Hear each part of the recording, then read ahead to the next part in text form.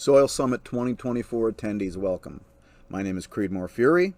I'm a Back to Eden grower, and my farm is in Piedmont of North Carolina, which is a semi-tropic region of the southeastern United States, where we typically see long periods of very, very hot and dry summers, followed by wet falls and, well, semi-cold and seemingly colder winters. That seems to be a thing of, that's what's going on these days. The winters have gotten much, much colder.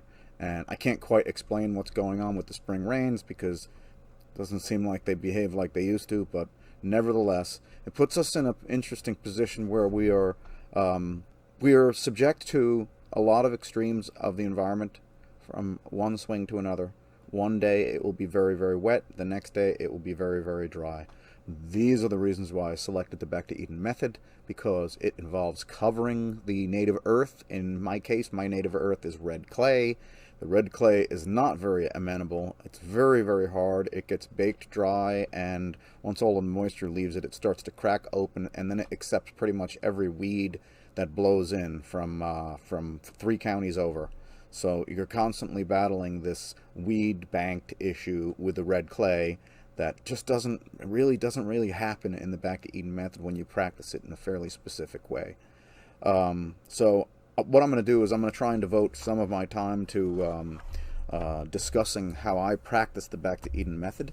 I learned what I know now from the master himself, Paul Gauci, from Sequim, Washington, and spent a lot of time discussing the finer parts of the method with him. He's not the only person that I learned a lot of my current skill set from. I also learned from Dr. Elaine Ingham and Jeff Lowenfeld, who is the author of the Teaming series of books, Teaming with Microbes, Teaming with Fungi.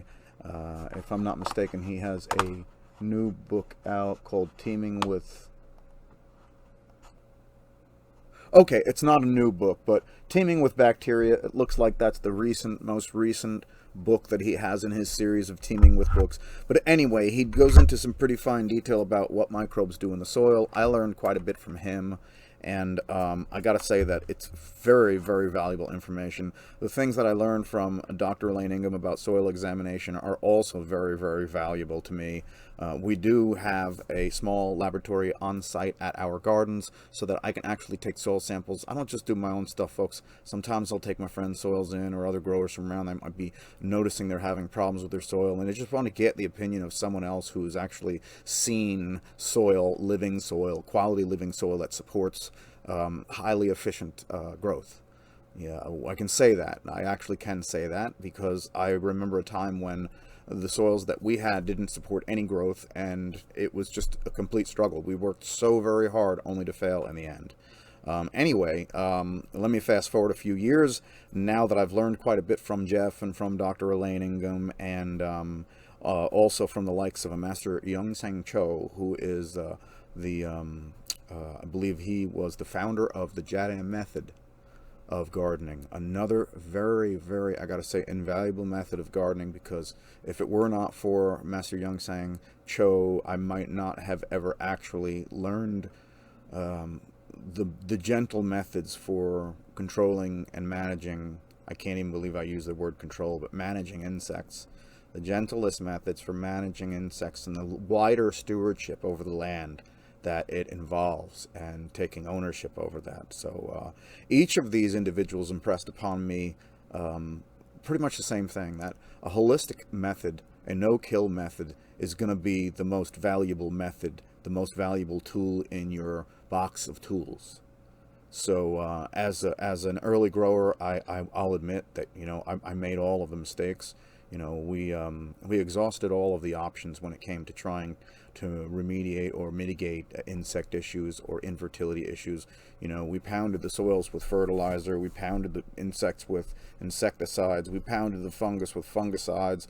Whatever we had that was an eyed, we put down. And honestly, folks, it was all that work just to fail in the end. And when I became an organic grower, when I found Paul Gauchi's Back to Eden method so many years ago, I realized that it was time to swear off all of the killing. It was time to swear off all of these methods that were like, you use them and then they automatically put you underwater for the next process.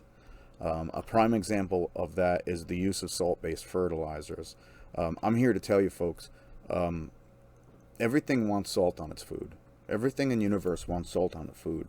You, me, we all want salt on our food. The insects want salt on their food. So when you fertilize your plants with salts, you're actually putting these little micro-sized attractants into the soil, into the ground, to attract more insects. It's like a self-fulfilling prophecy. See, the people who manufacture the fertilizer, they're Chemical Corp, and it's Chemical Corp that also manufacture the controls for the insects. So, I mean, yeah, you can kind of see that their system works best if you use their fertilizer and then you need help with the other things like fungicides and whatever sides. Y'all know the sides. It's the wrong sides of the game, I'm telling you. Okay, I learned that the hard way, because at some point you realize you're failing so miserably that you just can't keep doing the same thing only to get the same result. You can't just keep pounding the ground with fertilizer and pounding the insects with insecticides and hope to come across a situation where automatically everything magically comes into balance. It doesn't work that way. Nature doesn't work that way. Millions of years of evolution, it doesn't work that way. It's that simple. God, our Heavenly Father, Mother Nature, they don't work that way. They put other processes, they put biological processes, they put chemical processes into place to manage these systems, to manage these things. They gave plants in particular more than one way to feed and take nutrients into their systems. They gave insects more than one way to consume plants. They gave them ways to help plants. We have honeybees, they help plants. That's an insect that helps plants. I know we want to believe that the insect that's eating our plant is doing it for all the wrong reasons, selfish reasons, but more often than not, when we look at fertility as a measure, we can look at our plants, and some of your heads are going to explode when I say this, but we automatically assume just because our plant exists that it's healthy and the environment around it is healthy. You can have a healthy plant in an unhealthy environment, and the environment is eventually going to consume the plant, healthy or not. You can have a healthy environment with an unhealthy plant. Guess what? The healthy environment has plenty of insects and microbes that will early senesce a plant if that plant doesn't have the health and the vigor to make it to the next stage of its life. In other words, the plant will give itself up as carbon and fodder for the soils.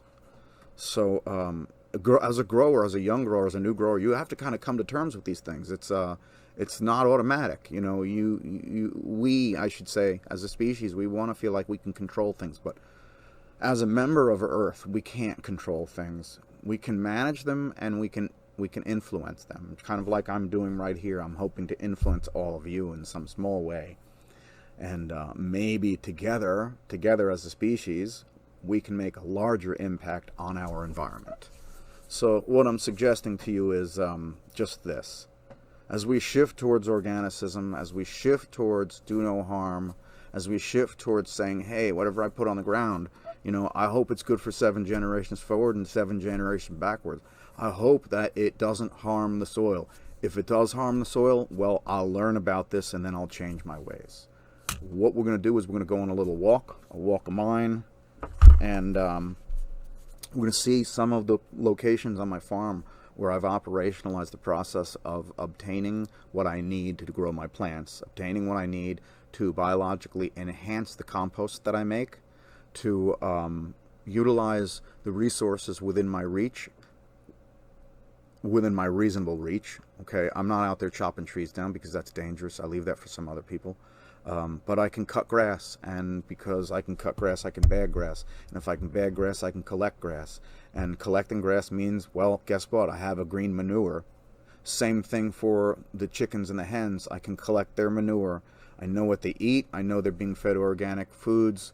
I know that their diet is X, Y, and Z, so I have no problem going and collecting their waste. All of this can be introduced into my composting system. I'll show you where that happens. We'll get a better look at that and we can discuss some of the finer points of it. We can discuss some do's and don'ts. And what else? Fertilizer making. I'm going to cover the subject of fertilizer making, utilizing nothing but what you have on hand. And you can make so much of this stuff that you won't need to make it but one time each year. And not too unsurprisingly, is that a word? Not too surprisingly? That's a better phrase, isn't it? Not too surprisingly is the fact that we can make an enormous amount of this stuff in a short period of time, and then actually have a reserve of this stuff. And it won't cost us any money to fertilize our plants and trees, because it'll all be in the barrel. So I'm going to show you, we're going to talk about that. So don't leave it early, get yourself a drink, get yourself a snack, get yourself a notepad, whatever you got to do, put your thinking cap on, and let's walk around here and let's see what we got. Okay, what else? So after we do that, I'm going to take you all over to my wood chip repository, the place where the trucks come to drop the wood chips off. I'm going to show you 3 different piles of wood chips. And each one of them has a different value. We're going to discuss that from a growth standpoint, from a soil making standpoint. Each one of those different carbon sources has a different value to gardening. Okay? When I've got a wood chip pile that's been sitting there for a year or two, it's pretty well broken down. The tannic acids, and much of the thermophilic side of the composting process has already subsided, and it's going into another level of decomposition. At that point, after the compost pile begins to cool, we start to see a lot more fungal colonization in the wood chip piles, and that fungal colonization can happen pretty quickly or it can happen pretty slowly based on the type of wood. But in any event, as we turn those piles over to reintroduce some of the less broken down carbons to the middle of the pile, all of that stuff is mixed up and the colonies expand. It's pretty simple. The colonies expand. As long as there's a food source, they'll continue to expand. So that 1-year-old or year-and-a-half-old wood chips is something that's a type of media that's just about ready to be sifted and had some of its fines shaken free of it, and that's soil that you can grow plants in immediately. Okay, but when the chips come right off the truck and they're still fresh and they're still smoking and they're smoldering, maybe they have leaves in them, maybe they're from the winter and there's no leaves in them, but nevertheless they're still really, really hot. If you're going to use them in the winter, that's fine. That's great. That's a great way to add a little bit of warmth to the top of your beds as an insulative characteristic. It's not going to stay that way for very long. They will buffer to the ground. The ground holds its own temperature, especially when it's cold, and then it goes into a very, very slow process of composting, sheet composting. So then we have the wood chips that are kind of in between. They weren't just dropped off the truck yesterday. They've been here for, a month, maybe 3 or 4 weeks. And these are like the best wood chips to use on top of the garden after the garden's been planted. And you've got all of your nightshades in place. Every plant is up and it's all happy. And you finally get to this point where you're like, hey, I've been pulling these weeds manually for the past few weeks. The growth is really set on 11-teen. We need something to slow down some of these nefarious plants from growing. And that's when here in Creedmoor Land, we'll go ahead and we'll snatch up some more wheelbarrows or gorilla carts of wood chips. And in particular, I'm looking for those wood chips that are really, they've been sitting around for like maybe a month. I like that. They've been sitting around for a month. Their color has changed just a little bit. They're not too fresh. They've lost some of their resistance to germination, but not all of it. You still have 5, 6, maybe 7 months of weed germination resistance left in them. So I can go ahead and I can spread that at the base of all of my plants, and I'm not pulling weeds for the rest of the season. Okay? I'm not pulling weeds for the rest of the season. A pile that's still sitting there where it's been sitting there for a year and somehow it's managed to avoid being picked up and used. Really, no, it has been used. But that's ready to be used as compost. So I've got 2 sources of compost that I like to use. I've operationalized my system to involve composting wood chips on one side, composting wood chips, pasture grasses, and manures on another side, and then the compost that I make in compost rings that I consider to be the biologically enhanced composts. So there's really 3 separate stations, but each of these stations has a specific need. It has a specific function. It provides energy to the garden, and sometimes it provides energy to the garden in a different way. We don't always do a blanket application of compost to our gardens simply because, well, here we are sitting in year 14, and it's all compost. All we're really doing is protecting the compost from the weeds and, solar intensity and drying out. Putting a fresh cap of wood chips on top of the beds allows them to hold more moisture. They bank more moisture. They bank more soil life. We're recharging the carbon system. We're sequestering carbon dioxide. We're doing all of these great things. We're protecting the roots of our plants. We're giving the soil microbes and the other inhabitants to the soil, more habitat, more places to live, more places to eat, more places to shop. And that's a good thing, because if they don't have other places to eat and other detritus to consume, there's a chance that they could turn on you and begin to chew on your plants. So I'd love to get into that, but 35 minutes isn't enough time to discuss that. We'll have to pick up on that another time. I have a specific set of notes here that I'm trying to keep up with, and so far I think I've managed to do that. But yeah. When we get to the compost piles, we'll talk about their constitution. When we get to the wood chip piles, we'll talk about its constitution.